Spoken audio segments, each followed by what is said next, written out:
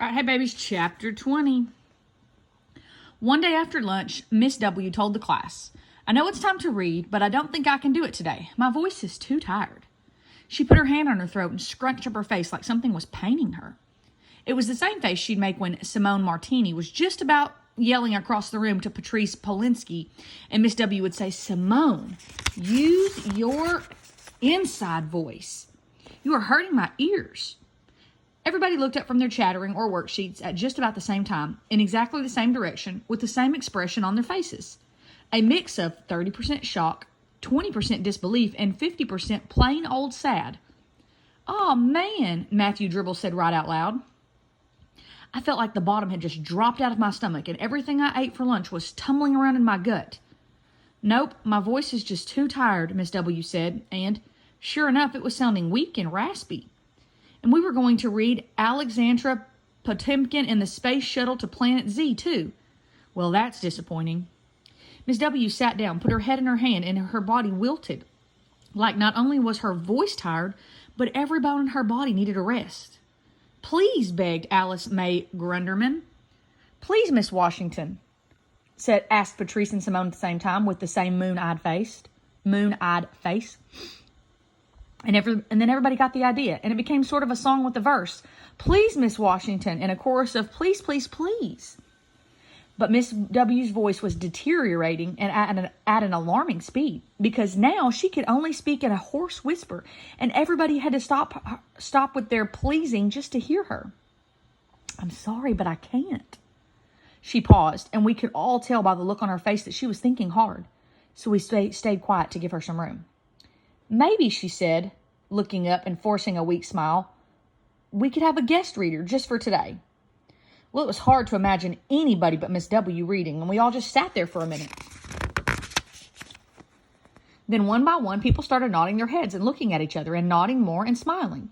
Just nobody wanted to miss story time. Not even Tina Polita, okay, who usually slept through it.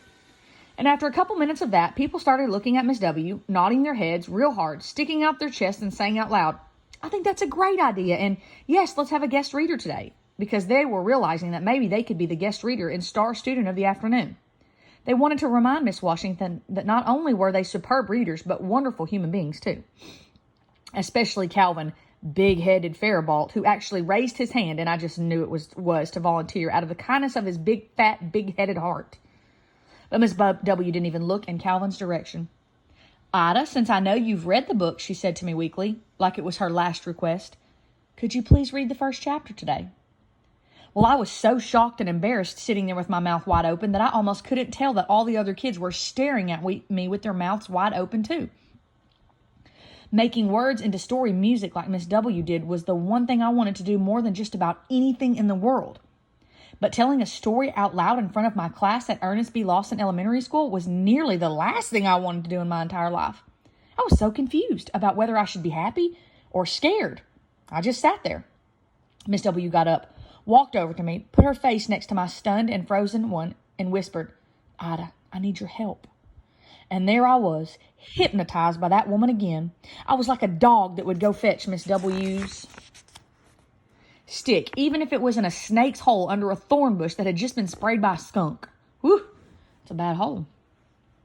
I looked at Miss W, just scared now, because I knew I was going to do it, but I didn't know how. "I know you'll be great," she croaked. And in my head, I was already trotting off, looking for that stick, even though I could smell the stink and the thorns were pricking me. "Do you want to sit there or in my chair?" Miss W asked. "I'll sit here," I mumbled.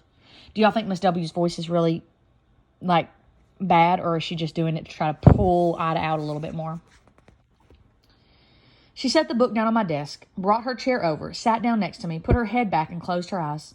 "Whenever you're ready, Ida," she rasped. Miss W had given me quite a few books to read already, because it only took me 1 or 2 days at the most to read them, unless I was working on my Terrify the People Who Bought Our Land project. Alexandra Potemkin and the Space Shuttle to Planet Z was my favorite so far. It was Rufus's favorite too.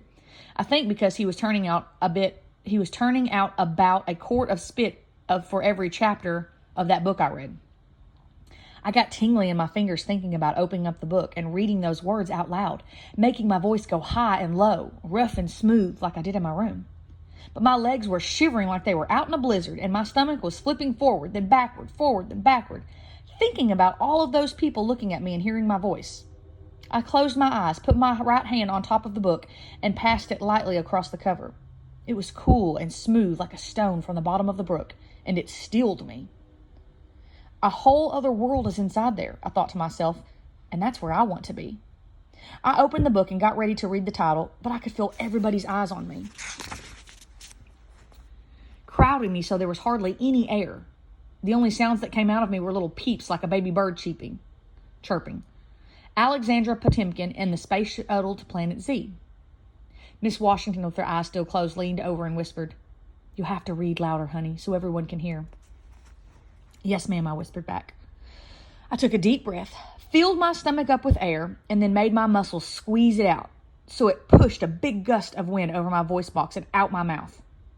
"Chapter 1, I bellowed. My voice was so loud it surprised me, and I jumped back a little in my chair. But nobody laughed. They were listening. The book is about Alexandra and her parents. The book is about Alexandra, and her parents think she is quite difficult, but actually she is a genius who is assisting the also genius scientist, Professor Zelensky, in her quest to explore